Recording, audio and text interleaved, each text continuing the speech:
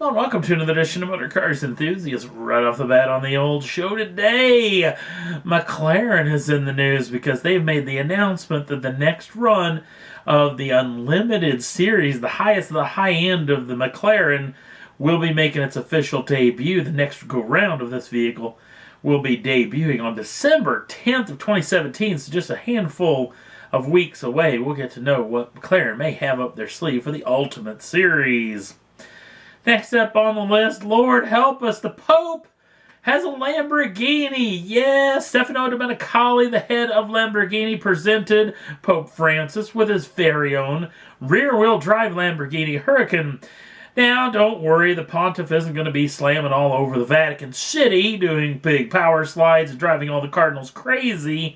This vehicle is actually going up for auction at a Sotheby's auction in May of 2018 to host, or all the money is to go to a lot of papal charities. This is something that's happened plenty of times in the Pope's lifetime. There was the last edition of the Ferrari. There was a Harley Davidson in his past as well. So Lamborghini's just next one in line. Now that we've talked about the Pope, let's talk about the Demon.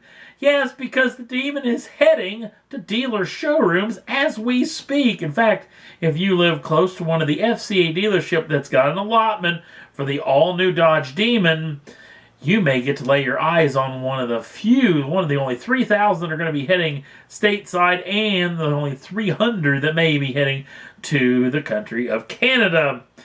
But this is something else altogether, at least what I'm going to talk about, because I want to talk about the car itself, because in the mainstream media over the past several weeks, all we've been hearing is that this car is dangerous, that this car should never have been built, that FCA should have never done this, and they keep calling it the fastest car in the world, even though it really isn't the fastest car in the world. You can make the argument that it's the quickest car in the world, and I know I make that same mistake as well, because when you talk about 0 to 60 runs, that is the quickness of the car, not the speed. Speed is what you're talking about when you're talking about how fast the vehicle is.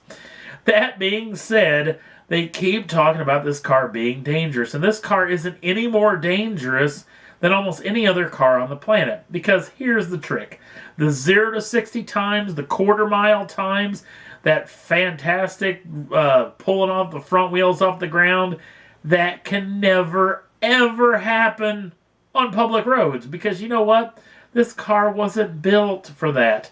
This car is only built to do that on prepped surfaces, i.e. we're talking using VHT, lots of rubber compound on the ground to actually make the ground ultra sticky. And that's what they do at drag strips all across the country to get these cars to launch off the line like they do right now. Because you're thinking about a top fuel dragster making 11,000 horsepower. That thing would never get out of its own way if it wasn't on a prep surface. If you ever stood on one of these prep surfaces and you're wearing loose-fitting shoes, maybe even flip-flops, you will lose your shoes in no time, as your feet will stick to the ground and your feet will pull right out of the shoes. So here's the trick. On a non-prep surface, on any normal standard roads, that 0 to 60 time could never happen. The quarter-mile time could never happen. The thing won't lift the front end off the ground as well. There's also another little nasty little thing that the mainstream media and a lot of automotive media have even said as well, that this is some motorized missile, a motorized killing machine. You know what? Any car can kill people. It's not just because this thing has 800 horsepower and it's going to mean that this thing is going to be some idiot's way of killing a mass amount of people. This vehicle is fast, it's quick, it does all the things that you'd want it to do, but it's no way, shape, or form dangerous or anything like that, because any car can be dangerous. Any car is fast. You're looking at a fat man who rocked a Dodge Neon for a good portion of his life. I had a 1999 Dodge Neon RT. You know what? That thing's top speed of 128 miles an hour was a cakewalk for the 2-liter, non-turbocharged, normally aspirated, inline 4-cylinder. That thing could do 128 standing on its head. In fact, I know personally, well, a good friend told me that the thing will bounce off the rev limiter in high gear. In fact, I tell you what, if that thing had a 6th gear with properly spacing from 6 to, or 5th to 6th, That thing could easily do 140, maybe even 150 miles an hour. The car was seriously that fast. The trick is with the Demon is that kind of speed is scary, and that kind of speed can get you in a lot of trouble, and you can do that in a Dodge Neon with 150 horsepower, and that's not even putting 150 to the ground, that's 150 at the crank. So saying the Demon's dangerous is stupid, because you know what? We've got cars out there with 1,000 horsepower now. We even talked about in the last show of some car that could have closer to 5,000 horsepower. Saying the Demon is dangerous, saying the Demon's a killing machine is just hilariously stupid.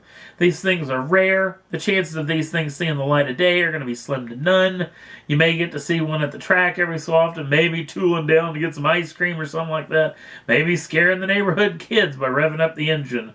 Or maybe what it probably will be doing on a lot of public roads, that is creating an awful lot of smoke, because a lot of people are going to think that this thing's going to hook up, pull the front end off the ground, right off the start line on non-prepped surfaces, which it will never do.